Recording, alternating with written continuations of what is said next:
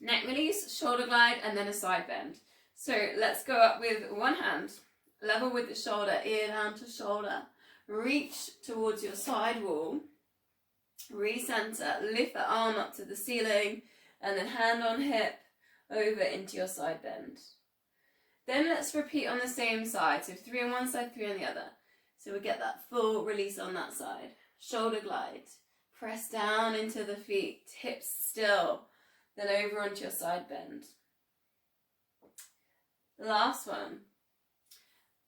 Ear down to shoulder, find that neck release. Shoulder glides. Press down into the feet. Keep that 50% pull-in on the core. Side bends. If you want a little bit more, both hands can reach. And then just take a really big, deep breath in your side bend and hold. And release. And then we'll go 3 on the other side. Exactly the same thing. Left. Ear down to shoulder. Into your reach. Recentering. And lift. And side bends. You can start to really notice how your feet feel here. So I try not to curl up the toes. So like relaxed feet. Almost heavy. Like you're really pressing down into the earth. Making a bit of an imprint. And then release. And we're into that last one. Ear down to shoulder. Keep pulling in the core. Shoulder glide. Recenter. Lift. Side bend if you want that a little bit more into your hold. Take a big deep breath in. Filling out the rib cage. And release. Okay, arm circles now. You can put weights into this if you want. I'll lift it up slightly. I just realised that was a bit low. So weights if you want to put weights in. Or you can do a few and then add the weights in. So I always go kind of round so that my knuckles are touching each other. And then lift and open all the way up around. Touch, open. Touch the top. And then again, bring it round. And then the knuckles can touch. And then you can turn. So your knuckles go outwards and then touch at the top. And then with that one, you find that it almost helps open the chest a little bit. And it kind of sends the shoulder blades together. Breathing in, lift. And breathing out, coming down. Shoulders nicely relaxed, down away from the ears. Now notice what happens, and it can depend sometimes how heavy your weights are. Notice if you're arching in the lower back. So tuck pelvis under. Pull in the core.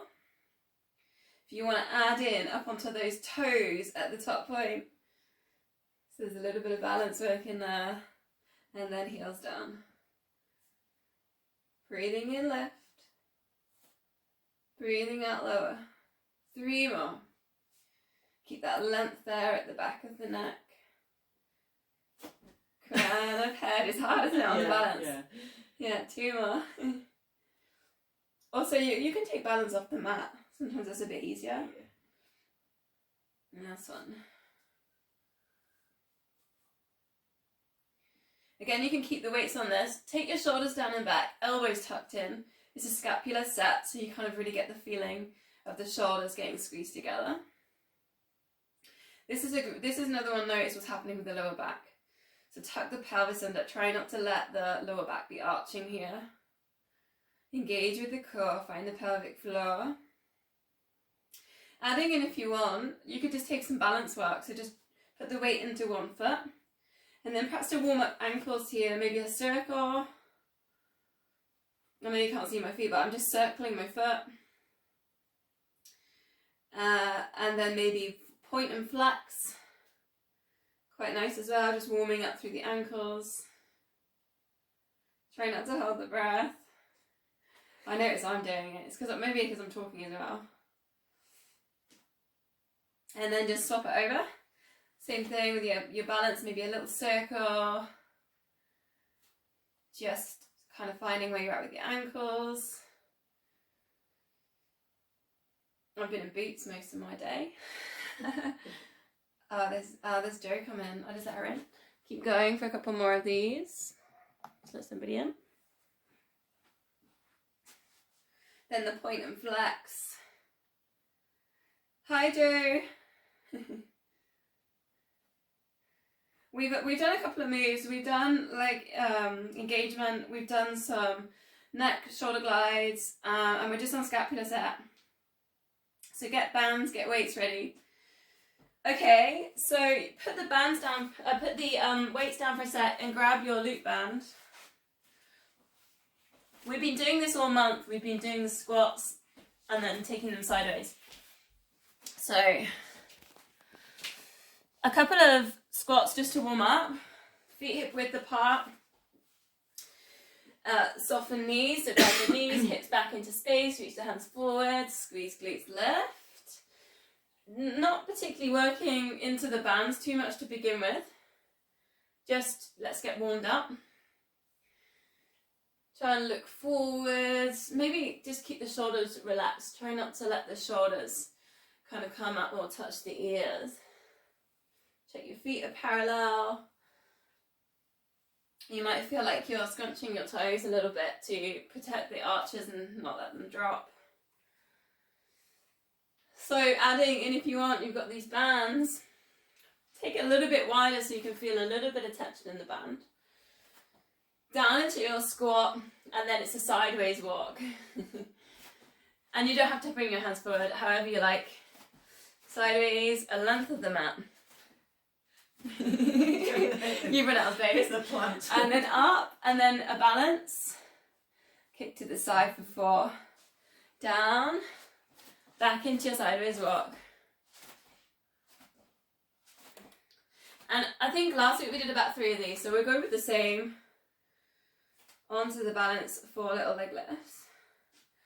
Now the lower you go, the kind of more tricky it's going to get there in the glutes and things like that, so you can kind of focus on bringing it low, hips back into space.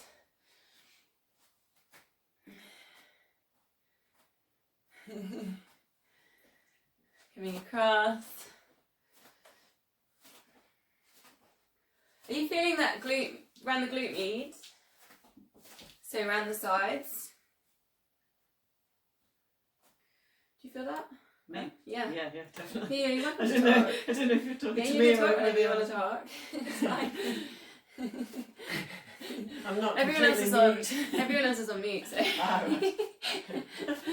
Yeah, they can't talk at the moment, but this is the last one, and then we take it back. Squats down and then across.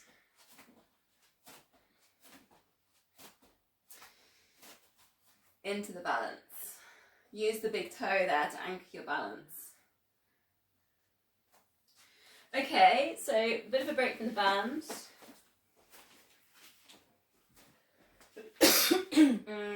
Wide. Take a really wide leg. Now again, you can put your weights into this. Wide leg. And you can use 2 or you can use 1 weight. I'll leave it up to you. So you'll see what I'm going to do. So I'm going to lift 1 for a shoulder press, and then I'm going to bring that down towards the opposite foot. You could bend in the knee and then up. So you could do the same side, and I would suggest that, or if you want to alternate, but same side's probably easier and will be quicker. So we'll go 4 on this side and then 4 on the other side. Softening in the knee. And then we'll go to the other side. It's the shoulder left. Bend in the knee. Take the weight down to the foot. So you feel like there's a inner thigh hamstring stretch on the other leg, because the other leg's straight. There's also like a release there in the chest. We'll go 1 more. Which is quite nice. It's a bit like a wood chop, isn't it? So then this is when you might only want 1 weight, unless you put them both together, depends how strong you are, is you wood chop. So you're going to take both hands up to one side and then both down towards that bent knee. So it's both up and then both down. So yeah, however you've got with your weights, you might want to put them together, or if it's too much, work with 1. So you're bending in that knee. Should there be rotation around the trunk Yeah, as put a little you're bit going in. up? Give a little bit of rotation, so you're getting a little bit of a twist. Yeah, that's fine. So look across. Find pelvic floor.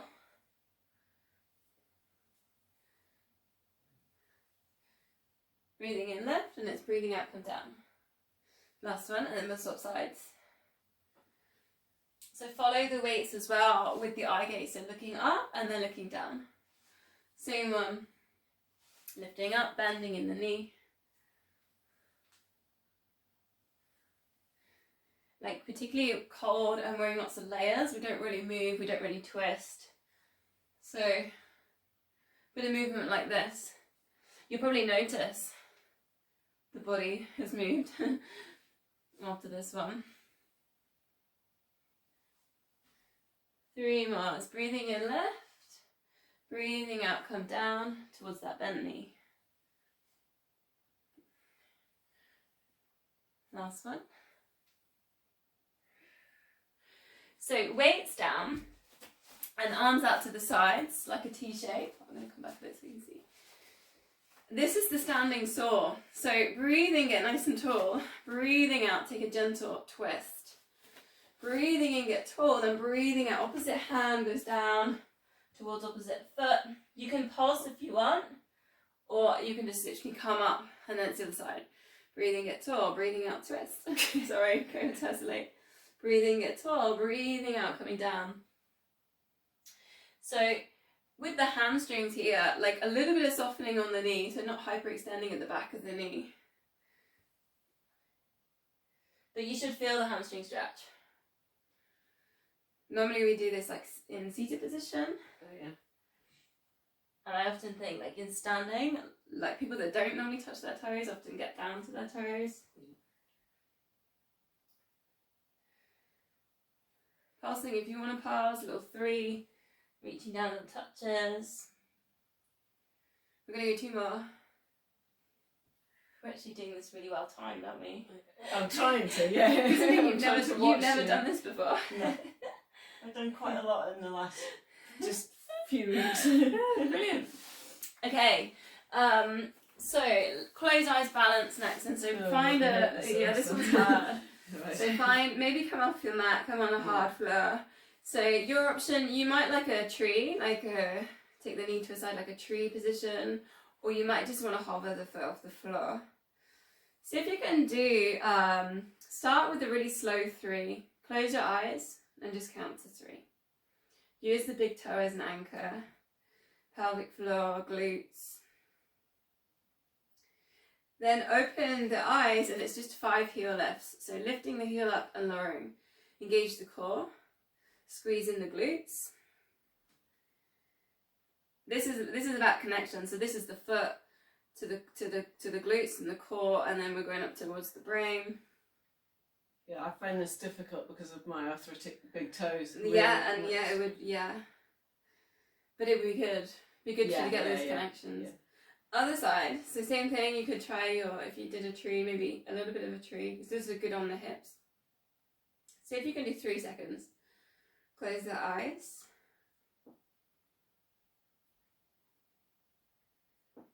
No chance. Then you've got your 5 heel lifts. So you can just relax your arms, shoulders relaxed, jaw relaxed, forehead relaxed. Bit core still engaging. Yeah, I find that actually almost impossible to do the core. Because just to be able to lift like that because of my arthritic toes. Yeah, that's exactly what I need to be doing when I'm running. Yeah. It's good to practice. So from that, downward dog. So meet us down there. Downward dogs, or puppy dogs if you prefer your puppy dog. Make sure I'm all in. Hope that's fine. So maybe you like your slow roll down, chin into chest, walk your hands forwards. However you like to find your downward dog. Send your hips up towards the ceiling. Perhaps pedal through if you're feeling a little bit tight, feet hip width. Think about sending the chest towards the thighs. So we're really working for that stretch at the backs of the shoulders. You've got your ears wrapped around by your arms. A couple of deep breaths. Really think about widening rib cage.